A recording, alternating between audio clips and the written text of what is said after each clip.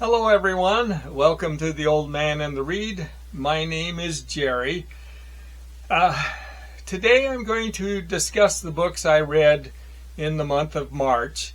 I read some really great books in March. A couple of them are books that are by authors that were suggested to me by viewers of my channel, and a couple of writers that I really wasn't familiar with, but just exceptionally good. And I guess that's a real advantage to doing these videos, are the suggestions I get, because I've got quite a list of writers and books to read just from those suggestions. And so the first book I have is one of those books. That's Fugitive Pieces by Anne Michaels. And this is just extraordinarily poetic prose that just flows effortlessly. But it's a story that follows Jacob Beers. And Jacob, at the age of 7, survived by hiding in the mud from the Nazis who gathered his family and murdered them. Then he was later found in the mud by a Greek geologist, who then took the boy and smuggled him back to Greece with him, and then eventually moved to Canada. But the story then just follows Jacob through his life, and it tells how he eventually became a poet. And then there's 2 stories in the book, and then the second story follows Ben, and Ben is the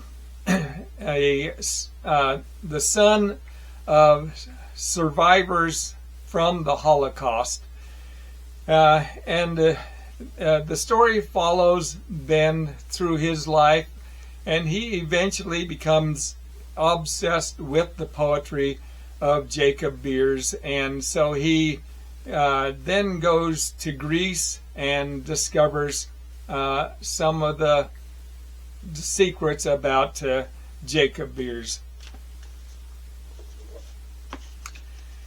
The next book I read was The War Lover by John Hersey.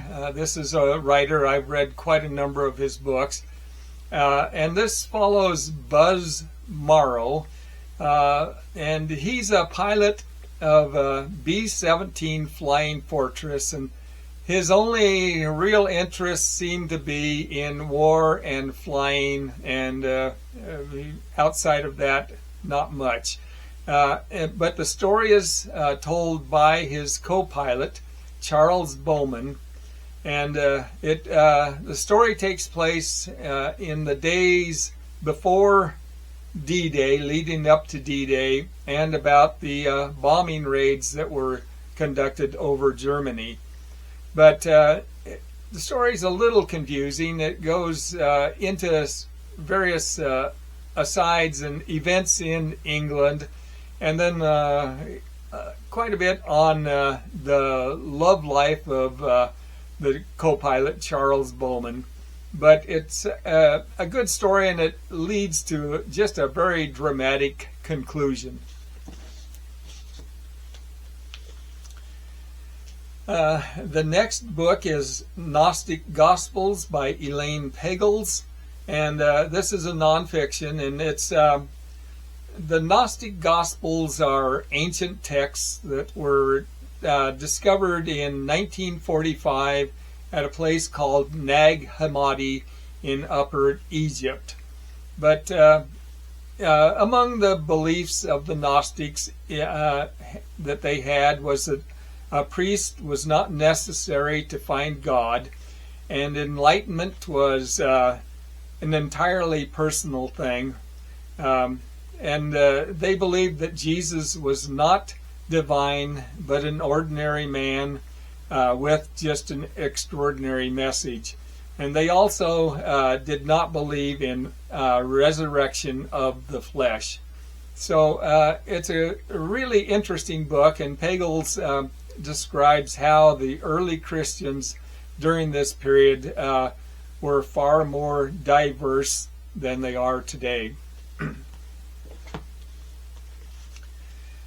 Next book is The Demon in the Machine by Paul Davies, another nonfiction. And Paul Davies is a physicist who is writing about biology, basically. But this, the book begins with "What is life?" A subject I've read quite a number of books on, and it asks, what makes living matter alive and different from non-living matter that is made from the same atoms and molecules.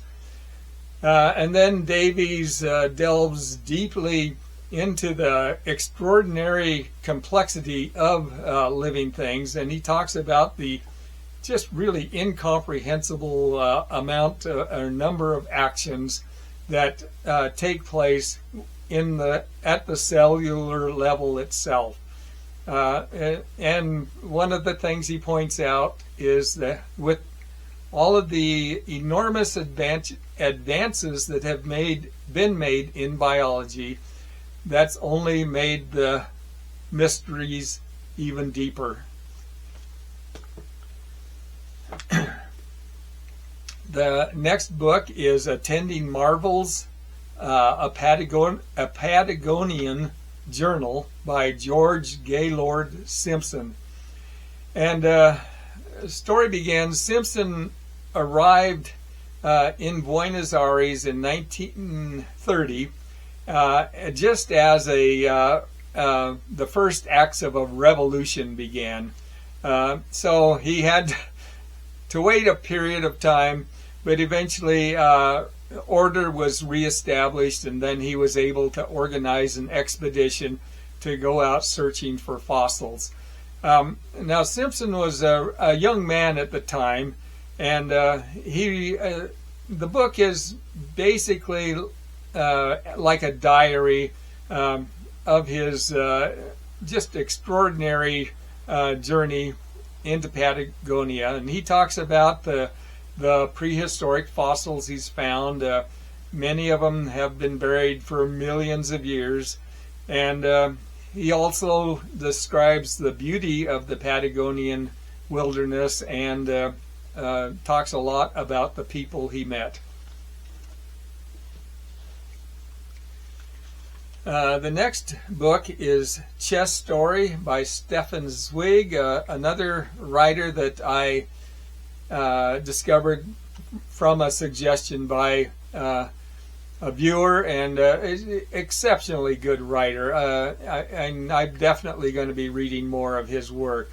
This is really a brilliant story that revolves around chess, and it begins with a man, Zentovic, who really has no mental abilities at all except for playing chess. And so he becomes a master of chess and then eventually the world champion. But while he's on a ship, he's challenged to a game of chess by an amateur. He tells the amateur he has to pay to play, so the amateur pays him, and the champion easily wins the game. Then some other people that the challenger had met on the ship all challenge the champion. They want to play him as a group, and so the same situation occurs, and that challenger again pays the champion. And as the champion was easily winning the game, a stranger who had been watching it then suggested some moves to the amateurs, and eventually they won the game and the champion lost. And this set up a match between the champion and the stranger who had made the suggestions, and as that's occurring, we learn the secrets about that stranger.